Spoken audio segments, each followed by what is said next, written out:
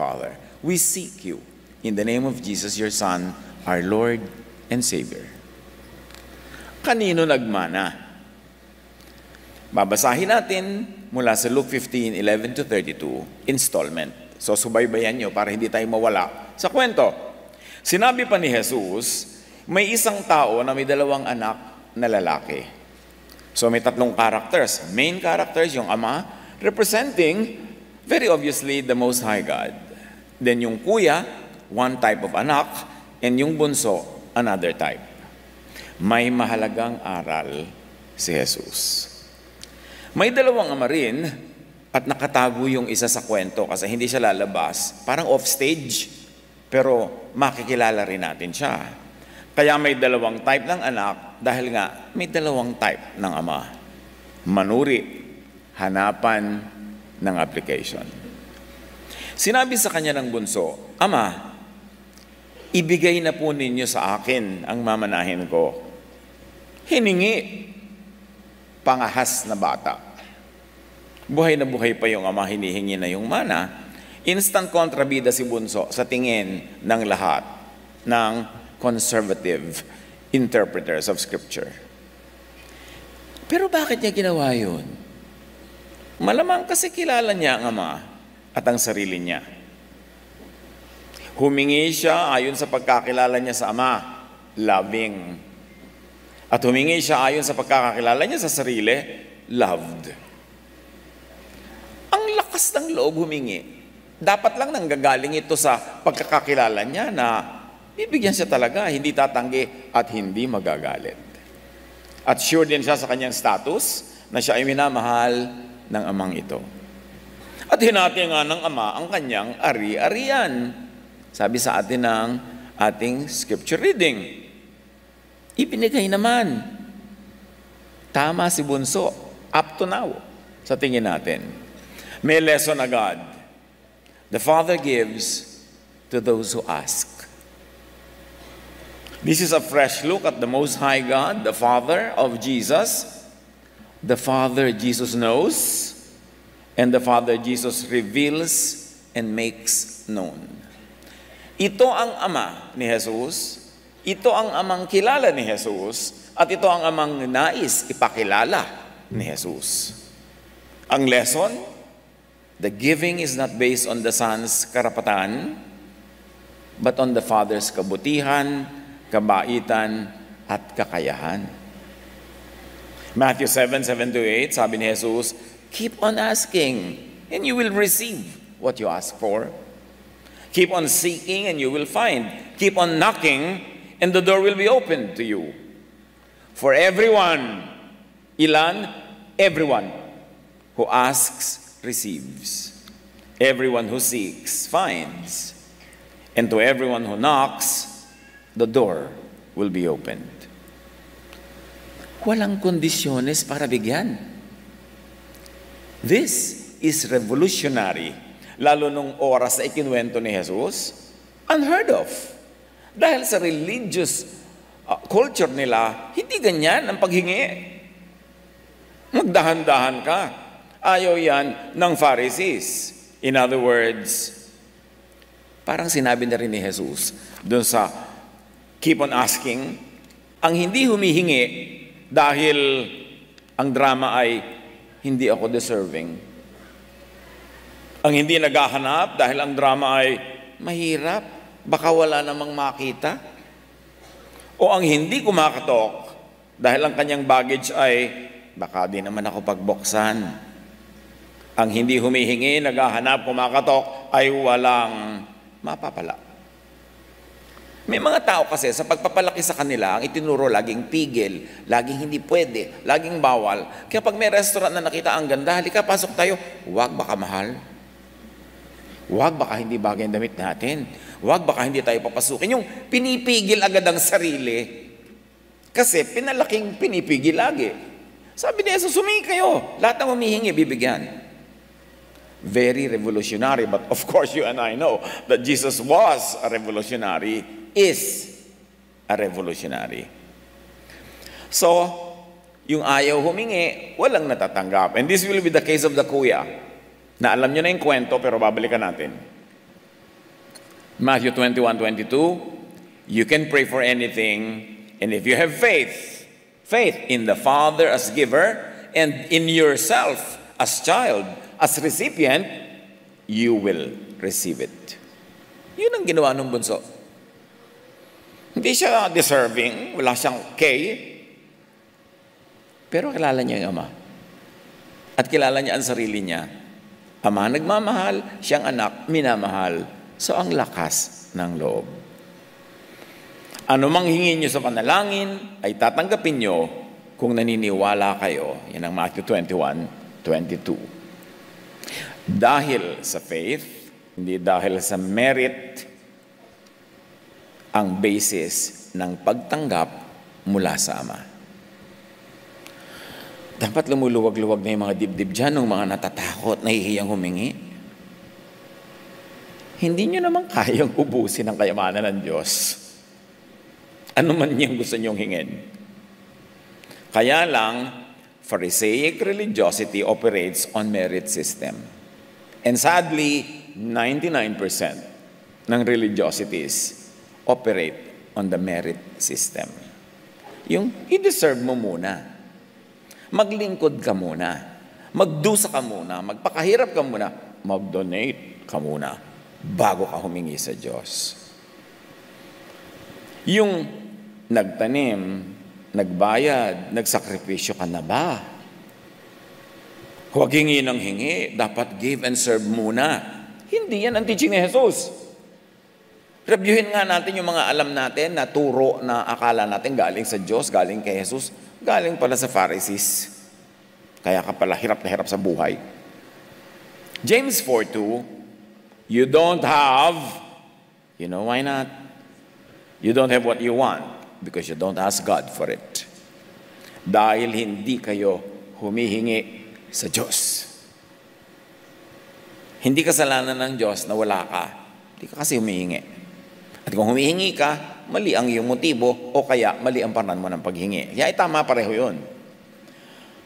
What do you know about and what do you expect from the Father? Anong alam natin? Yung kailangan kang maglakad ng paluhod papalapit sa altar? Really? Natutuwa ang Diyos sa pudpud mong tuhod? Kasi ay pudpud ang tuhod niya, bigyan na natin. What is the Father pleased to give you? Yun lang bang deserved, earned, paid for mo na? Yun lang dapat religious or heavenly? Hindi ka dapat ihingi ng anything secular and worldly. Ayaw yan ng Diyos, bawal mag-enjoy. May bibingka ka na, lalagay mo pang latik, worldliness na yan. Marami kasi mga utak na shape, nahulma parang leche plan sa ganyang mga lyanera. Saan nahulma ang utak natin sa pag-iisip tungkol sa Diyos? Bawal, worldly, bawal sumaya, bawal mag-enjoy. 1 Corinthians 2:9, what God has planned for people who love Him is more than eyes have seen or ears have heard. It has never even entered our minds. Tapos, puro limitations, puro bawal, puro it's a sin. Ang pagpipigil natin sa sarili. Luke 15, pagkalipas ng ilang araw, pinagbili ng bunso ang kanyang bahagi at nagpunta sa malayong lupain. Nilustay niya ron sa mga bisyo ang lahat niyang kayamanan. Sabi ng CEV, he wasted all his money in wild living. ERV, he wasted his money living like a fool. Worldwide English New Testament, he spent his money in foolish and wrong ways. Puro labels ng judgment. Yung kwento, yung narrative. Pero hindi ito ang sabi ng Ama from His own mouth.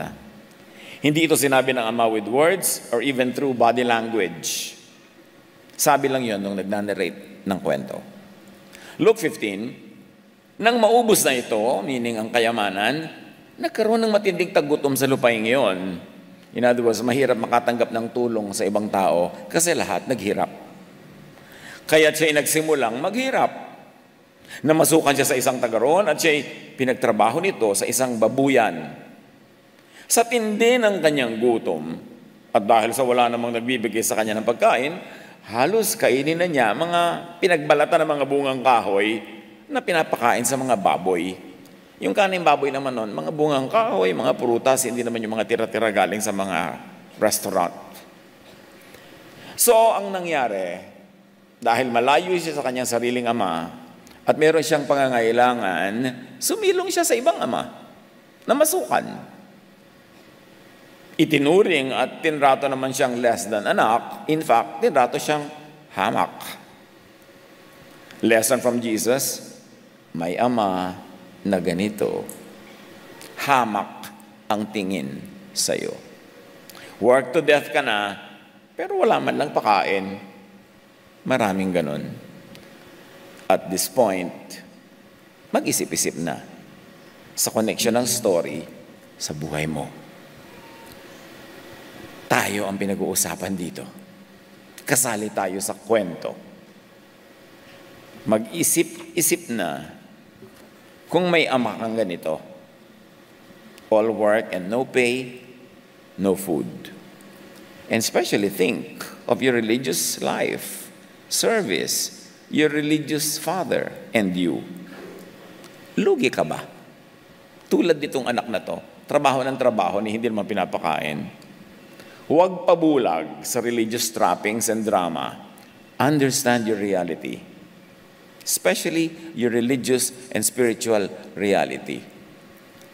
Bihag ka ba ng pag-iisip na dapat ka lang trabaho ng trabaho kahit sa babuyan, kahit hindi ka man lang pinapakain? Those who take shelter under the wings of a non-father, yung ama number 2, who is unseen in the story, get no love, no concession or consideration, nothing for their labor. Think of Pharisaic religion today dahil applicable ito. Ano ang natatanggap ng mga anak, ng mga workers mula sa ama at sa human overseers nila? Ang daming ganitong exploitation sa religion. Trabaho ka ng trabaho, hirap-hirap, wala ka naman napapala. Yung trabaho ka ng trabaho, tapos baka walang mana. O baka masamang ugali pa nung ama ang mamana mo. Puro ka religion, wala ka na mapapala. Ang napapala mo pa, Pharisees, judgmentalism, self-righteousness, self-promotion, paghamak sa iba, pang-iinsulto sa iba, at pagtataas sa sarili lamang. Hindi lahat ng ama ay the same sa Diyos Ama ni Jesus. Dapat yan suriin. May ibang ama, dapat uriin at suriin. Ang tanong at pagbubukas ni Jesus ng isip sa mga ito, nasa Luke 11:11. Kayong mga ama, sabi ni Jesus, bibigyan ba ninyo ng ahas ang inyong anak kung ito'y humihingi ng isda? Pakaisip-isipin nyo kung ano ang tinutumbok ni Jesus dito. Kayong mga ama, ahas ba ang ibibigay nyo kung nagugutom ang inyong mga anak? Sabi nga nila sa Batangas, ay huwag gayaan. Dapat, kung ang hinihingi ay pagkain na ibigay mo kasi ama ka eh. Hindi nga, reklamo ka ng reklamo, nagugutom ka, gusto mo ng pagkain. Eto ang ahas. Malalim ang hinuhugot ni Jesus. Dapat pag-isipan dahil may tinutumbok si Jesus. Don't miss the point. Magkaiba ang ama niya at ang ama ng mga Jews na kausap niya. Kaya bilang mga anak, magkaiba sila sa isip, salita, kilos at gawa ni Jesus. Observe today. Obserbahan natin yan. Mga eksena ng buhay sa pang-araw-araw. John 8:38. Kausap na naman ni Jesus yung mga Hudyong lagi nakikipagtalo sa kanya. Ang nakita ko sa aking ama, very emphatic si Jesus. Hindi niya sinabi kahit kailan na ating ama. Sabi ni Jesus, ang nakita ko sa aking ama, ay siya kung sinasabi sa inyo. Kayo naman, ang narinig nyo sa inyong ama, ang siyang nagiging ginagawa nyo. Magkaiba tayo. Magkaiba tayo na sinasabi, magkaiba tayo ng ginagawa, kasi magkaiba tayo ng ama. Like father, like son, sabi nga nila, mana-mana sa ama-ama. Sino ang ama mo? Baka si baby ama. So mag-isip-isip ka rin. Although, syempre siguro yung taong yun sa tunay na buhay, marami ring magagandang personal qualities na hindi natin alam. Mana-mana, apply this sa religious life. Sabi ni Jesus, magkaiba tayo ng gawa kasi magkaiba tayo ng Ama. Nakikilala ang invisible Father through the visible Son. Pag kami isang young person dyan, ang kilos niya, ang buti-buti, ang husay-husay. Hindi mo nakikita magulang. Sabi mo, mahusay ang magulang niyan.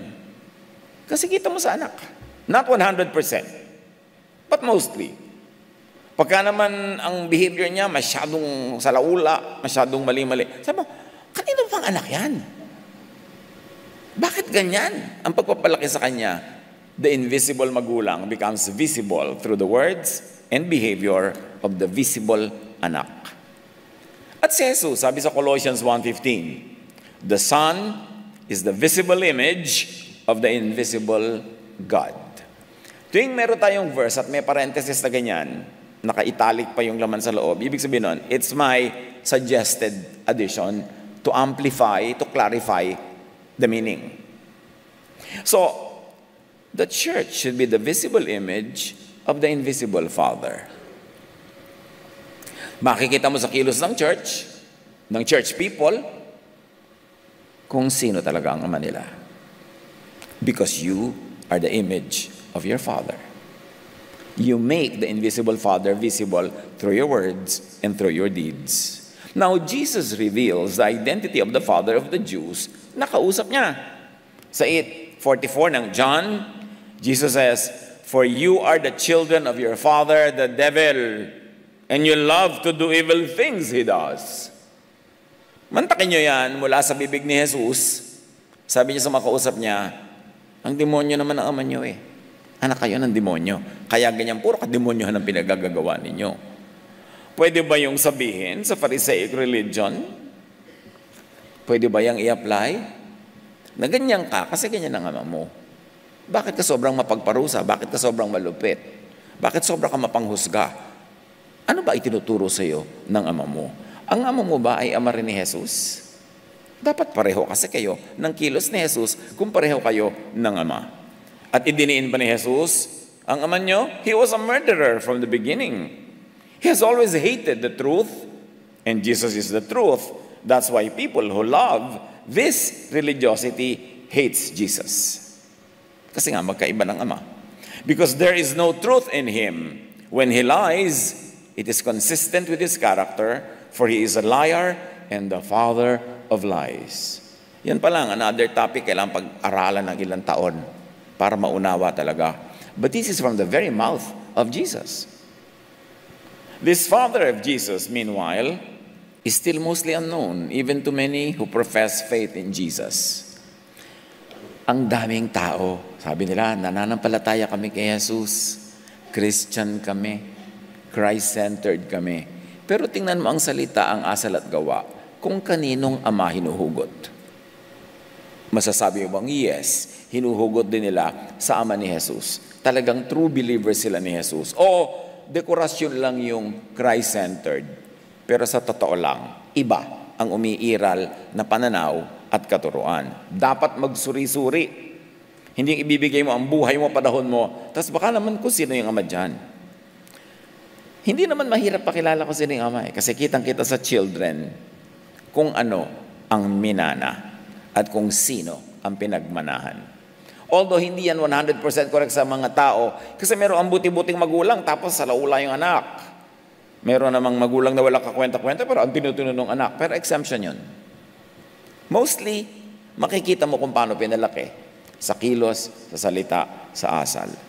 Luke 15:7, ngunit napag-isip-isip niya ang kanyang ginawa at sinabi niya sa sarili, balik tayo sa bunso. Nakapili niya ang mga baboy, nagkaroon siya ng kaliunagan. Labis-labis ang pagkain ng mga alila ng aking ama, samantalang ako'y namamatay dito sa gutom. Tama nga naman. Bakit ka namamatay sa gutom? Kasi malayo ka sa tunay na ama. A non-father gets your service but gives you nothing or gives you kaning baboy. Isip-isip pag may time kung anong kahulugan yan sa ating buhay. Luke 15, babalik ako sa aking ama at sasabihin ko sa kanya, Ama, nagkasala po ako sa Diyos at sa inyo. Hindi na po ako karapat dapat na tawaging anak nyo. Ibilang na lamang ninyo ako sa inyong mga alila. At siya'y nagpasyang umuwi sa kanila. So here, Bunso admits guilt by certain standards, sin by certain laws. Dati hindi issue sa kanya yung kanyang ginagawa at hindi ginagawa. Pero ngayon naghirap, nag-isip-isip. At hinusgahan niya ang kanyang sarili na makasalanan. Siyempre, may pinagbabasihan siya. Hindi yung nilakihan niyang culture, kung anong kasalanan doon, yung nakalakihan niyang reliyon, kung ano ang masama doon, yun ang in-apply niya sa sarili niya. In-apply niya ngayon sa sarili niya yung law ng kanyang bayan, and he judged himself guilty. Ang tanong, gano'n din kaya ang assessment ng ama sa kanya? Gano'n din kaya talaga ang judgment ng ama sa kanya? O, ginudge ba talaga siya ng ama? Ever. Romans 2:12, ang mga Hudyo ay mayroong kautusan. Sila ay nagkakasala at hahatulan batay sa kautusan. So in-apply nitong bunso ang kautusan ng kanyang bayan sa kanyang sarili and found himself guilty. Tinimbang niya ang sarili niya by the kiluhan of his religion at siya'y natagpo ang kulang. Pag tinimbang mo ang sarili mo sa timbangan ng mga laws of the Jews, lagi kang kulang. Magiging makasalanan ka talaga. Maaawa ka sa sarili mo, bababa ang yung pagtingin sa sarili mo, pwede ka ma-depress, pwede kang lumungkot. Galatians 3:10, ang lahat ng nagtitiwala sa pagsunod sa kautusan ay nasa ilalim ng isang sumpa. Sapagkat nasusulat, sumpain ang hindi sumusunod sa lahat ng nakasulat sa aklat ng kautusan. The problem is, nobody can obey all the law all the time. Pero pagka pala nagpailalim ka sa law, tas hindi mo nasunod, may sumpa sa'yo. So, ba't ka nagpapailalim? Para ka lang mapailalim sa sumpa. Romans 4:15, for the law always brings punishment on those who try to obey it. Parusa ang napapala ng nagsisikap sundin ang Jewish law. At sabi pa nito, hindi ko to parenthesis, kasama to sa scripture, the only way to avoid breaking the law is to have no law to break. Para ka lang ma-declare not guilty, dapat walang law na ina-apply sa'yo. Kasi tuwing may law, kahit sumunod ka sa siyam out of the 10, lawbreaker ka pa rin. Importante. Sabi sa Ephesians 2:14-15, Christ gave His own body to destroy the law of Moses with all its rules and commands. Bakit dinestroy ni Jesus ang law of Moses with all its rules and commands? Para walang law na magagamit sa pag-judge sa'yo. Para hindi ka maging guilty. Yung lagi nating sinasabi, kung may nakalagay no parking, nag-park ka, edi guilty ka, tinanggal ka yung signage, nag-park ka, guilty ka pa ba? Sabi mo, ay, naku, dangerous po yan. Baka abusuhin. Baka magwala ang mga tao pag walang ganyan. Lagyan po natin ng maraming no parking kahit pwede. Ganyan ang ginagawa ng mga religious. Kaya maraming hirap ang loob. Suddenly, the son is pulled into self-debasement, voluntary disinheritance, and setting for a low station. Sabi niya, uuwi na lang ako sa amin. Sasabihin ko sa tatay ko, makasalanan po ako, marumi ako, hindi na ako deserving ng love nyo, ituring nyo lang makatulong. Hindi naman yung tatay niya nagsabi sa kanya noon, inassign niya yung sa sarili niya. At bakit niya yung inassign sa sarili niya? Yun ang nahugot niya sa memory niya sa kanilang religious culture. Aminin mo lahat, magpakababa ka, gumapang ka sa lupa. May mga literally gumagapang talaga sa lupa. Nakakakita pa kayo ng gumagapang sa kalsada. Pagka mga special Holy Week sa iba-ibang bayan. Yung aminin mo yan, magpakababa ka, lumusong ka dyan. Pero hindi naman amame ka ang gagawa nun eh. Yung mga tao ang naglalagay sa sarili na marumi ako, dapat ko itong gawin. Makasalanan ako, dapat ko hampasin ang sarili ko. Dapat kong ipako ang sarili ko. Dapat kong duguan ang sarili ko. Dapat ako magpakababa, magpakadusta. Hindi yun sinabi ng Ama ni Jesus. Kaya kaninong ama ka nakikinig? And he was probably even blaming himself even for the famine. Ayan, dahil nagkasala ako, pumunta ako sa lugar na ito, nagka-famine tuloy. Di ba maraming ganyang religyoso? Nagkakasala ka, ang buong pamilya natin minamalas. Maraming ganyan nagsasabi. Malas ka sa amin. Dapat umalis ka. Nadadamay kami sa iyo. Meron pang, naku, bakit po may lindol sa Afghanistan? Dahil ba may religious na activity na nangyayari dito sa Manila? Talagang ganun. Talagang kailangan lagi mong hanapan ang masisisi. At hindi malayo na sinisisi ng lalaki pati sarili niya.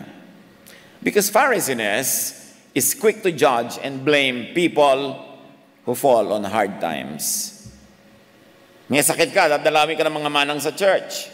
Sister, baka may kasalanan ka, confess mo na. Lumayo ka sa akin, Satanas. Dapat niya nasabihin po sa mga ganyan, sister. Yung may sakit ka na, nagdurusa ka na, ikaw pa yung sisisihin, sigurado may kasalanan ka, mag-confess ka na. Ugali yan ng maraming lumaki sa kung sinong ama. Namana. Luke 15:20, balik sa kwento, dahil umuwi na si Bunso. Malayo pa. Ibig sabihin yung tatay, nakatingin sa malayo, inaabang-abangan yung anak. Malayo pa, natanaw na siya ng kanyang ama, at dahil sa matinding awa, ay patakbo siyang sinalubong, niyakap, at hinalikan. Sinalubong malayo pa. Ngayon, kung uuwi kayo sa bahay nyo, ando na kayo, hindi pa kayo napapansin, ay mag-isip-isip kayo, laba ako nito? Natapakan ka na kaya, ay, nandiyan ka pala. Pero ito, malayo pa. Sinalubong na. Luke 6:36, maging mahabagin kayo tulad ng inyong ama na mahabagin. Ang pagiging mahabagin, maawain, ay patunay kung sino, kung ano ang ama. Hindi yung nagkasakit ka na, sasabihin pa talaga sa iyo, kasalanan mo yan, kaya ka nagkasakit. Hindi kita tutulungan. I do not want to interfere with the discipline that heaven is giving you. You hear that all the time. Nagkawindang-windang ang buhay, sisisihin pa, itatakwil pa. Kung kailan kailangan mo ang mapagkalinga at mapagtanggap na ama, doon ka pa sisipain. Anak, diakonisa ako sa church. Nagkasala ka. Kailangan kitang itaboy, palayasin. Dahil paano naman ang image ko? So, sisipain ng anak na nagkamali, magpalagay na. Nagkasala, hindi na lang magpakaina. Marami nang humihingi sa akin ng advice. Pastor, ano pong gagawin ko sa anak ko na ganito ang buhay, ganun ang ginagawa? Sabi ko, magpakaina ka na lang. Kasi yun naman ang unang role mo sa buhay niya. Huwag ka na magpaka-diakonisa sa anak mo. Kailangan niya ng tulong mo, kailangan niya ng pagmamahal mo, hindi ng judgment mo, para lang maganda yung image mo sa mga kapwa mo churchmates na pare-pareho lang naman nagpapanggap. Magpakaina ka, magpakaama ka, magpakakapatid ka na lang. Dahil yun ang tunay na relasyon mo sa kanya. Artificial lang yung nagkaroon ka ng religious office. Nagpastor ako, kailangan lahat kayo, perfect ang behavior. Tatay, kayo po ang nagpastor, hindi kami. Kaya niyo sabihin yun? Walang pastor's kid, walang pastor's wife, meron lang pastor. Ngayon, may wife siya, may kid siya. Kung anong buhay nun, yun ang anak niya, yun ang asawa niya. Hindi kailangan dahil pastor siya, pastoral din ang kilos ng anak niya. Of course, it is preferable, it is probably nice, pero hindi dapat yung i-require. Ikaw yung may calling, ikaw ang tinawag ng Diyos. Bakit mo ipinapataw sa balikat ng anak mo yung kabanalan mo? Yung doktrina mo? Anak, ama ka Kahit ba ano yan Hindi ko mo pastor ka, gagawin mo exhibit sa church na ang pamilya mo perfect. I'm sure nagpapanggap lang kayo kung mukha kayong perfect. Because nobody is perfect. So, Pharisaic people are usually walang awa. Especially when it comes to the implementation of the law, stoning of sinners to death, kahit pa sariling anak. Ang dami ko nang nakita. Sa mahigit 4 na dekada ko ng pagpapastor, napakaraming mga amang hindi nagpakaama. Napakaraming ina, kapatid, na tinalikuran yung kanilang primary relationship dahil sa image. O kahit na dahil sa sincere na doktrina. Reviewin mo yung doktrina na yan in light of this story that we are reading now. Dahil yung ama dyan ang modelo. Patakbong sinalubong. The true father is eager to welcome and to receive not eager to tiwalag. Yung lagi na lang ang panakot, titiwalag kita, itatakwil kita, palalayasin kita. Hindi mo narinig yan sa Ama ni Jesus. Kaya, kanino ka ba nagmana kung ganyan ka? Mag-isip-isip. Luke 4:18, ang Espiritu ng Panginoon ay sumasa akin. Sabi ni Jesus, sapagkat hinirang niya ako upang ipangaral sa mga mahihirap ang magandang balita. Ano yon? Love and grace. Ano yung hindi magandang balita? Law and judgment. So ang pinangaral ni Jesus ay yung magandang balita, God's love and grace. Isinugo niya ako upang ipahayag sa mga bihag nino? Bihag ng law. Na sila'y lalaya. At sa mga bulag, sino yung bulag? Spiritually blind because of the law, na sila'y makakakita. Anong makikita nila? Liwanag at katotohanan na mag-aakay sa kanila tungo sa kalayaan. 2 Corinthians 3:15-16, when the law of Moses is read, pag daw yung mga nagkakandarapa ka at focus ka sa law of Moses, they have their minds covered over with a covering that is removed only for those who turn to the Lord. Ang mga nagpapailalim daw sa law of Moses, tinatakpan ng mata para hindi makakita ng liwanag. At natatanggal lang ang piring na yan kapag sila nagsimula ng maniwala at sumunod kay Jesus. Luke 4:18, isinugo ako upang palayain ang mga inaapi, nino, ng religion. Hindi naman political ang agenda ni Jesus spiritual. Ephesians 2:4, God is so rich in mercy, and He loved us so much. The true Father is eager to welcome and receive kahit amoy baboy, kahit nagbaboy by the standards of the law. Yun ang Ama na ipinapakilala ni Jesus. Hindi yun ang Ama na ipinapakilala ng Pharisees.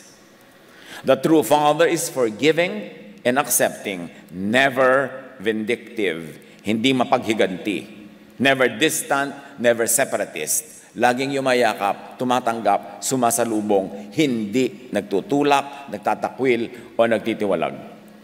Ibang Ama ang mahilig sa vengeance at parusa. Ephesians 1:7, He is so rich in kindness and grace. The true Father does not reject, is not squeamish, hindi maselan, and welcomes even the unclean. Si Jesus nga, humahawak sa mga bangkay, sa mga may ketong, sa mga dinudugo, hinahayaan niyang hawakan siya. Not the father of the Jews na kausap niya. Unclean ka, bawal kang lumapit sa akin. Be holy because I am holy. And holy means clinical cleanliness. Hindi yun spiritual.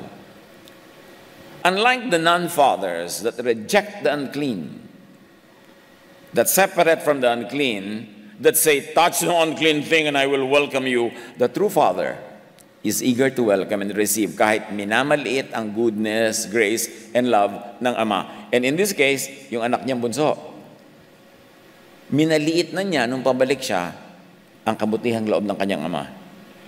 Naranasan niyo na ba yun na willing kayong tulungan yung anak niyo tapos ayaw humingi dahil iniisip din niyo bibigyan? Pero nakaka-insulto ka naman, anak. Bakit kailangan ka pang magtiis, pwede ka namang humingi? Nakaka-insulto naman yan na sinasabi mong, itrato na lang kitang katulong dahil nagkasala ka. Yan ba ang pagkakakilala mo sa akin? At yan ang pagkakakilala ng marami, maling pagkakakilala sa Diyos, Ama ni Jesus. Do not think of God as bad, wicked, and hard-hearted, as angry, vindictive, hurtful, and violent, and never think of the Ama as matuos. Hindi matuos yung Ama na ipinapakilala ni Jesus. At sabi pa nga ni Paul, who understands very much the doctrine of Jesus in many ways, 1 Corinthians 13:5, love keeps no record of wrongs. Hindi matuos, hindi masumbat ang Ama. Kaya sabi ni Paul sa 1 Corinthians 13:4, love is never jealous. The true Father is God of love, is loving. The true Father is never jealous. Hindi siya insecure. Siya ay hindi naiinggit, naninibugho dahil siya ay mapagbigay because He owns everything. Hindi siya insecure. The true God is infinitely kinder than we think. Sad lang nga, ang daming religiosity ng mga tao pero hindi nakikilala yung tunay na Diyos, hindi tuloy nag-enjoy ng tunay nilang status bilang mga anak ng Diyos. Titus 3:4-5, iniligtas niya tayo hindi dahil sa ating mabubuting gawa, kundi dahil sa kanyang habag sa atin. Balik sa kwento, Luke 15. Sinabi ng anak, kasi nga niyayakap siya, Ama, nagkasala po ako sa Diyos at sa inyo. Hindi na po ako karapat-dapat na tawagin ang anak nyo. Wala nang hug-hug. Wala nang kiss-kiss. Kasi makasalanan ako, hindi na ako bagay. The son verbalizes his self-debasement, judges himself, and sadly also judges the father. Yung niyayakap mo yung anak mo, tapos ayaw payakap dahil hindi siya worthy, anong tingin niya sa'yo? Judgment yon. Hindi niya inakalang patatawarin pa siya. Inaakala niya, pagdating niya, mamemewang niyo kasing taas ang kilikili. Ano? Naghirap ka, kaya ka bumalik. Di ba maraming ganon? Umaakit ka sa hagdan, ano? Babalik-balik ka? Akala niya ganon. Hindi niya inakalang patatawarin pa siya. Hindi niya inakalang napakamapagpatawad pala ng ama niya. Although alam na niyang mabait at nagbibigay, hindi pa niya alam na nagpapatawad, tumatanggap, anuman ang kalagayan. Luke 15, pinansin ba siya ng ama? No. Ngunit tinawag ng ama ang kanyang mga alila, dali, kunin ninyo ang pinakamagandang damit at bihisan niyo siya. Suotan niyo siya ng singsing at ng sandalyas. Kung sa Pilipinas, siyempre nangyari ito, sasabihin mo na ng ama, paliguan niyo. Dahil ang hilig-hilig natin munang maligo. So anong nangyari dito? Full restoration. No questions asked. Yan ang nakaka-discourage sa nagkamali, tapos gusto mong bumalik. Yung takot mong kung ano mga sabihin sa'yo habang umaakit ka ng hagdan o pumapasok ka ng bungalow nyo. No sumbat. Sermon. No tuos-tuos. No galit or disciplinary measure na pagmitingan natin ang kasalanan niya at patawan natin siya ng disciplinary action. No bawas of love and privilege. Ito ang ama ni Jesus. Ito ang amang ipinapakilala niya. The Jesus policy on dealing with sinners, walang hearing or trial by the council, na ang dami-dami sa mga churches. Yung ang lalakas ng loob, uupo sila sa mesa na ganyan, komite, at ikay nililitis, tinatanong, hello? Yung walang kasalanan ng bumato, yung bang mga naglilitis sa ganyan sa mga churches, sa mga nakakasala ko, no? Talaga wala silang kasalanan? Pwede silang bumato? Mag-isip-isip lang. So, itong anak, hindi pinulpito. Walang public shaming. Pero itong pagpulpito at pag-public shaming, nagaganap ito madalas. Kung saan-saan. Magtanong-tanong kayo, teka, sino bang ama natin dito? Bakit ganito tayo? Kung yan ay nagaganap. Luke 15:23, katayin ninyo ang pinakamatabang guya, ang fattened calf. At tayo'y kumain at magdiwang. Let's party! Sabi ng ama, wala nang ang shaming, wala nang ang demerits, may fiesta pa. Only. The kingdom of God is often likened to a feast. And everyone is welcome feast. Basahin niyo ang Gospels. Puro pagka nandun yung ama, lagi may kainan. Lagi may pagdiriwang. Everybody is welcome. Yung mga nasa labas. To whom it may concern ang invitation. Hindi exclusive. The Father, the King, is dramatically situated in the Gospels in scenes of love, care, forgiveness, restoration. In scenes of feasts, celebrations, and merrymaking.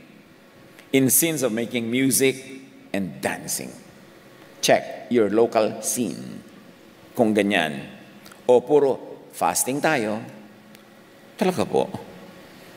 Overnight tayo na magdarasal. Di po ba sabi ni Jesus, make your prayer short? Bakit magdamag?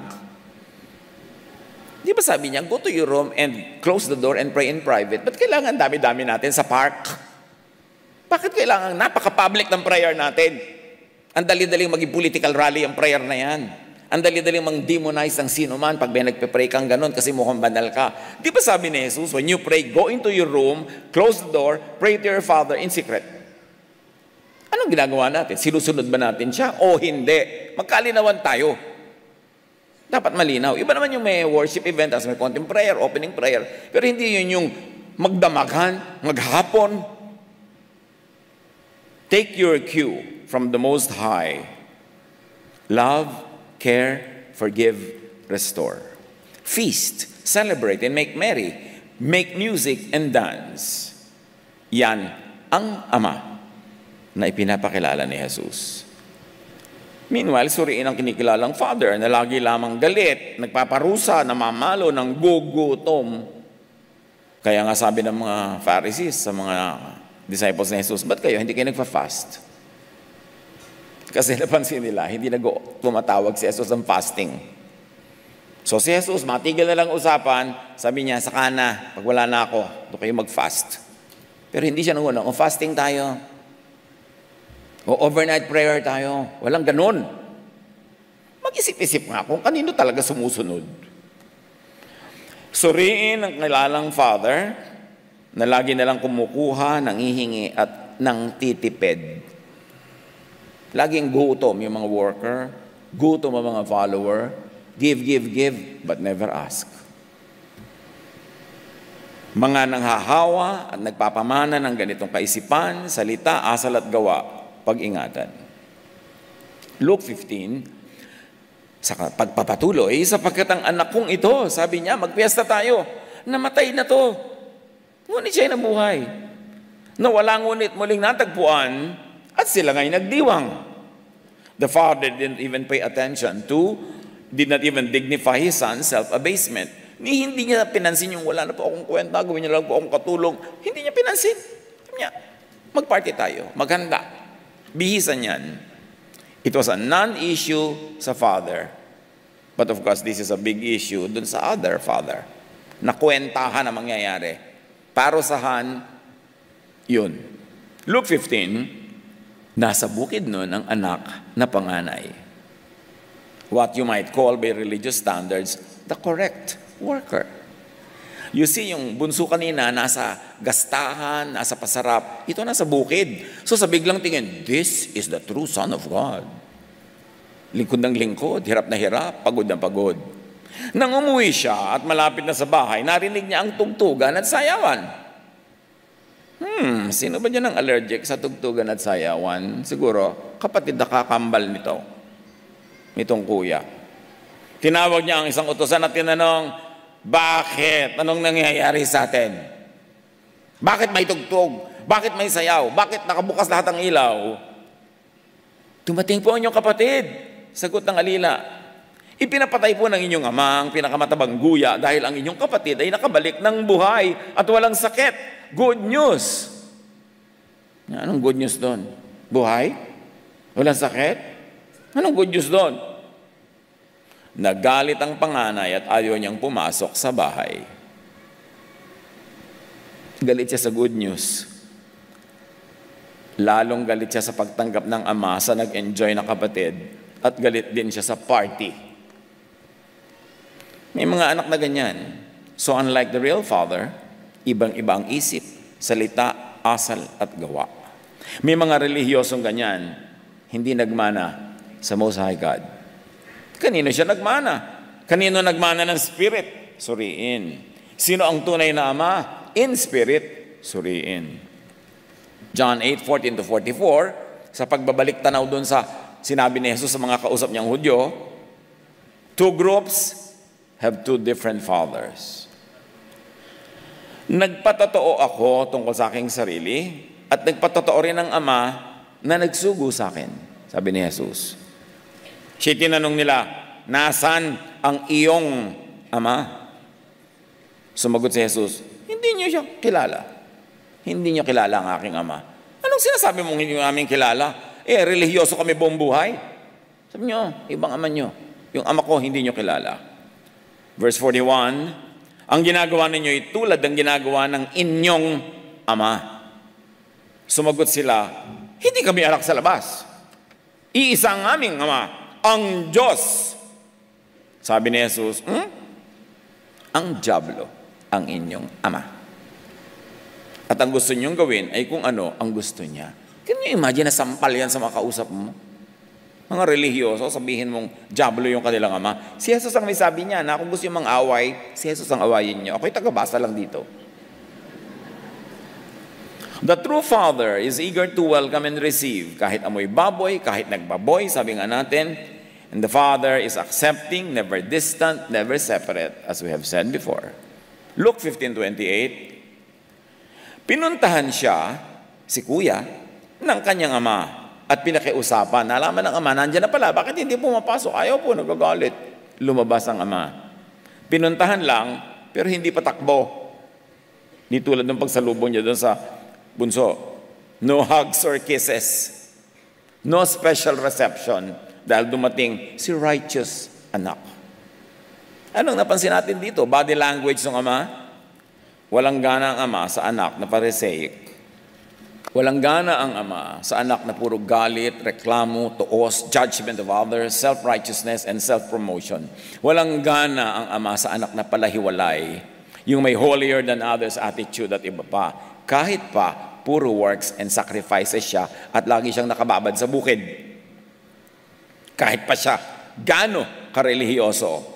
Kung hindi siya maibigin, hindi siya mapagtanggap, nandun lang yung ama, pero hindi siya patakbong sinasalubong. Luke 15, ngunit sumagot siya. Ito na ngayon, ang sabi ng anak, pinaglingkuran ko kayo sa loob ng maraming taon. At kailan may hindi ko kayo sinuway. In other words, I was so sipag sa paglilingkod. Puro ako service, ministry, obedience. Ang mga self-righteous ay ganyan na, palasumbat. Palasumbat. Meron po tayong isang dating worker. May sakit siya. Pwede ba natin siyang tulungan? Talaga, kailangan mo pang sabihin dating worker. Ibig ba sabihin, may utang na looban sa church sa kanya, so dapat siyang tulungan. Hindi mo ba pwedeng sabihin na lang na, may kapatid po tayong may sakit, pwede ba nating tulungan? Kailangan mo talagang isampal sa akin yung katotohanan na nag-serve siya dati. Anong tingin mo sa atin? Tutulungan lang natin yung nag-serve. O dahil nag-serve, may obligasyon tayo ngayon? Anong klaseng pananaw yan na ibabalandra mo pa?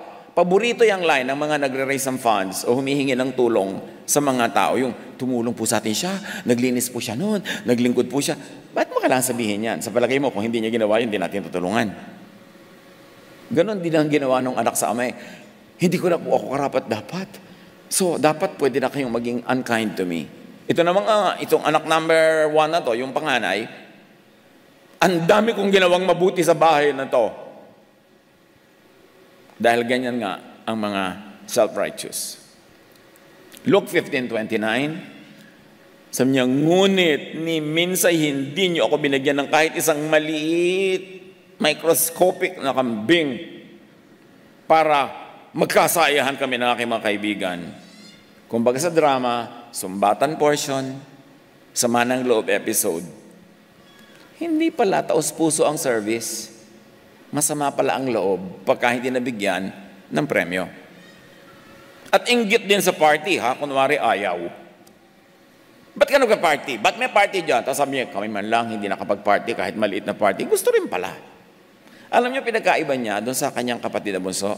Hindi siya humingi. Maliit ang pagtingin niya sa kanyang ama kaya hindi siya humingi dahil inisip niya hindi siya bibigyan.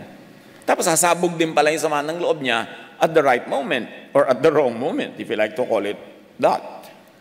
Luke 15, subalit, nang dumating ang magaling niyong anak na to, na lumustay ng inyong kayamanan sa masamang babae, ipinagpatay pa ninyo siya ng pinatabang kuya. So ito ang self-righteousness and self-promotion drama. Judgment of brother or neighbor portion. Ang mismong ama nga, hindi lang judge. Did you notice?